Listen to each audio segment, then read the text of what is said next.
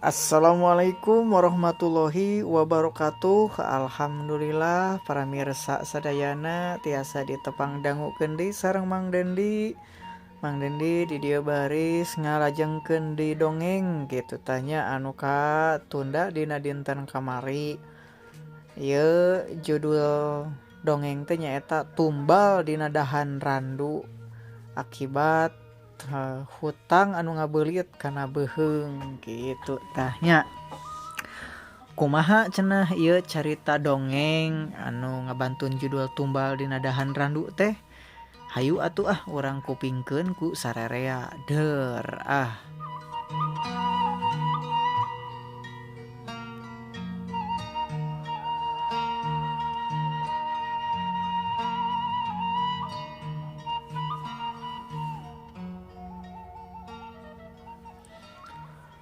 Sora jangkrik harita teh di sararada, sora angin peuting anu nembus sela-sela bilik harita teh. Abus ka jero imah. Sora detak jam dingding anu mawa suasana simpe.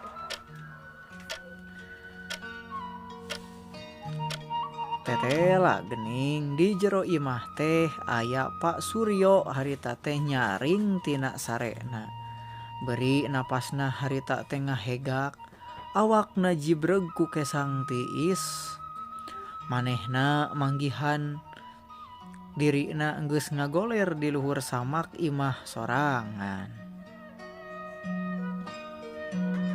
Sakedapan mah manehna mikir yen kajadian di Gunung Kromong teh ngan saukur ngimpi buruk. Tapi nalika manehna ningali leungeun kencana, ramo kelingkingna geus eueuh harita teh nu aya ngan saukur urut neukteuk anu geus garing. Tapi warnana hideung kawas geus buruk harita teh dina ramo leungeunna. Gening lain kuring teh ieu teh lain ngimpi. Gereneng Suryo harita dina jero hatena. Teulila harita teh kadenge suara cak-cak harita teh di sararada dina bilik atawa di luhur imahna. Cekek cekek cekek cenah harita teh. Atuh suasana di jero imah teh karasa beda harita teh. Karasa leuwih tiis, leuwih jempe, tapi aya bau taneuh anu maturan kadinya ka Mang Suryo. Lain bau minyak seungit harita teh anu maturan teh, tapi bau taneuh kuburan anu anyar digali. Dicampur jeung bau bulu sato anu baseuh. Suryo harita nangtung manehna, terus leumpang ka dapur hayang nginum cenah mah. Tapi lengkahna kapegat harita teh. Dina meja makan anu tadina kosong molongpong teh ayeuna mah aya hiji karung goni leutik. Suryo harita nyampeurkeun lalaunan. Terus leungeunna harita teh nyaba kana eta karung, tuluy si karung teh diangkat. Terus karung teh dibuka. Sorakna harita teh ngadebros sorak koin emas anu silih diadu cing karencring.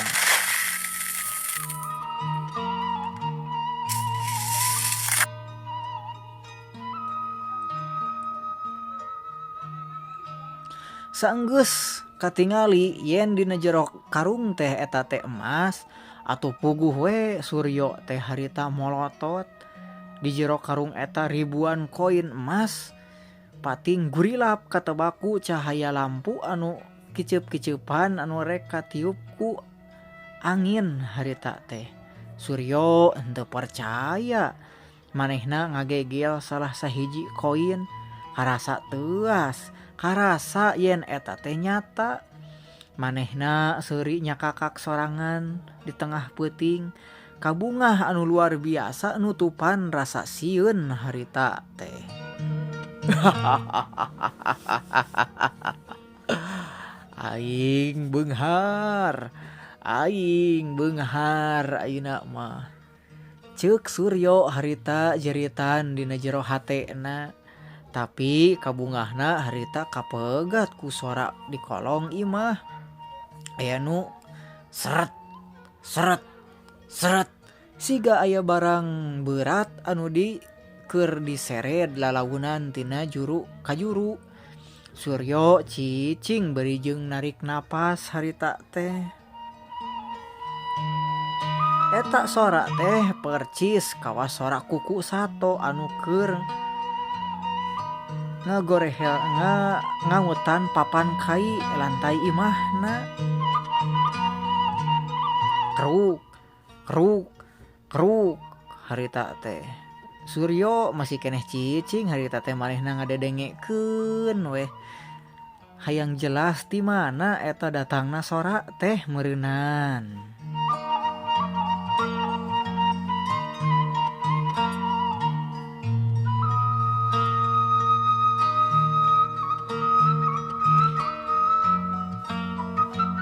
Sora anu disada teh ngahudangkeun sarena pamajikanana Suryo.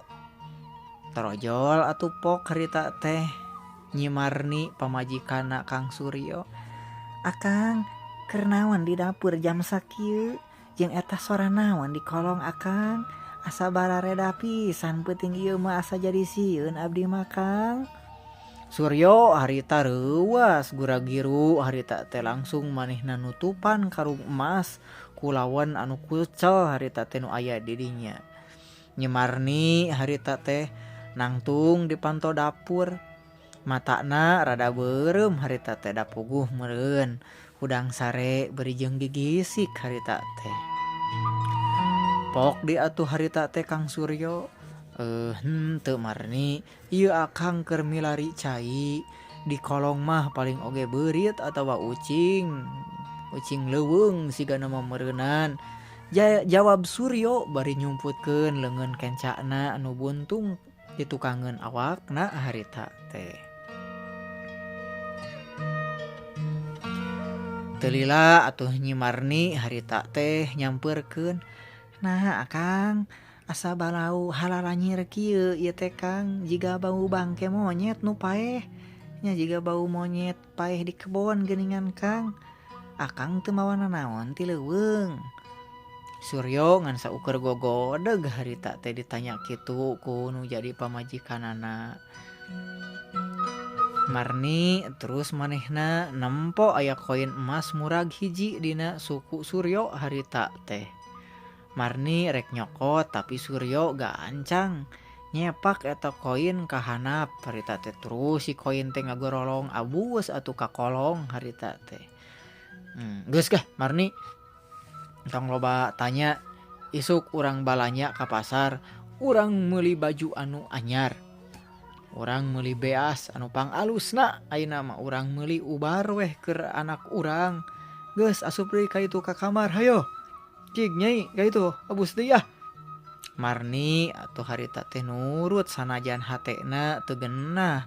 Saatos Marni abus ka jero kamar, Suryo harita teh ngintip kana sala-sala papan lantai imahna. Manehna hayang nyaho naon nu aya di kolong harita teh. Suryo manehna harita teh mawa lampu harita teh mawa lampu cempor. Terus lalaunan da sok sieun pareum cenah katiup ku angin. Tuluy si lampuna teh dicorotkeun cahayana kana sala-sala papan.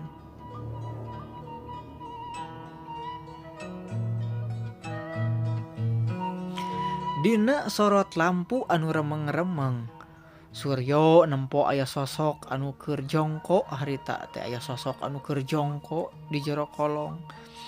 Awakna bengkung, buluna hideung, jeung keur nangkeup tihang imah. Eta makhluk lalaunan malik kaluhur neuteub kana sala-sala papan. Panonna anu beureum hurung bet pas pisan jeung panon Suryo. Makhluk eta teh teu nyerang. Manehna ngan saukur imut anu nembongkeun sihung anu pinuh ku sesa daging atah. Tuluy eta makhluk teh ngahariring sorana percis kawas sora aki kuncen di Gunung Kromong. Harta datang, nyawa mulang, panto dibuka, tumbal nunggu di dahan. Atuh pas gitu Suryo harita geus ngadenge suara kitu mah gura-giru narik beungeutna. Jantungna harita ratug jiga rek copot. Manehna sadar emas eta lain hadiah gratis. Eta makhluk ayeuna geus cicing di imahna jadi penjaga anu moal init memeh meunang naon nu dijanjikeun.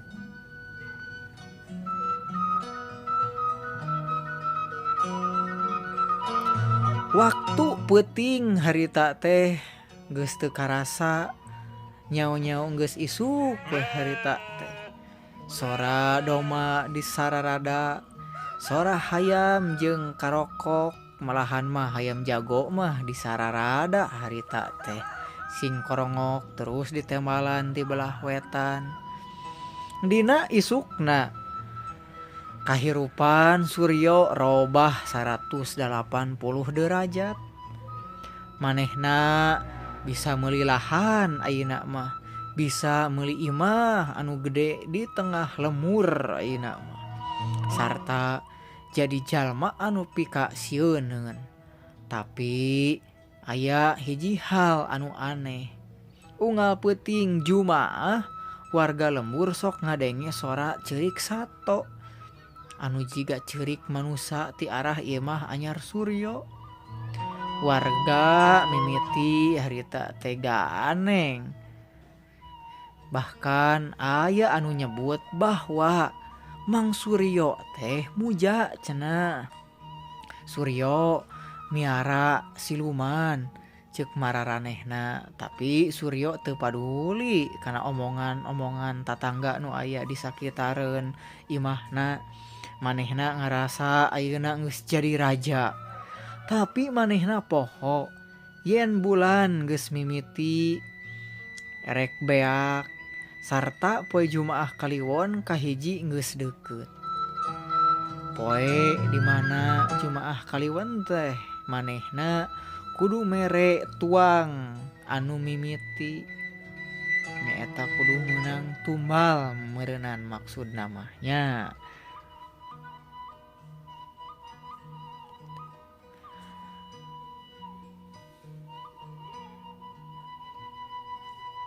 Tah gitu geuningan para mirsanya lalakon Mang Suryo anu episode katiluna harta teh geus dileungeun ayeuna mah nya, tapi pangeusi kolong imah geus lapar. Saha anu bakal jadi korban munggaran tina kasarakahan Mang Suryo dangukeun terasnya dina episode kaopatna gitu tah nya.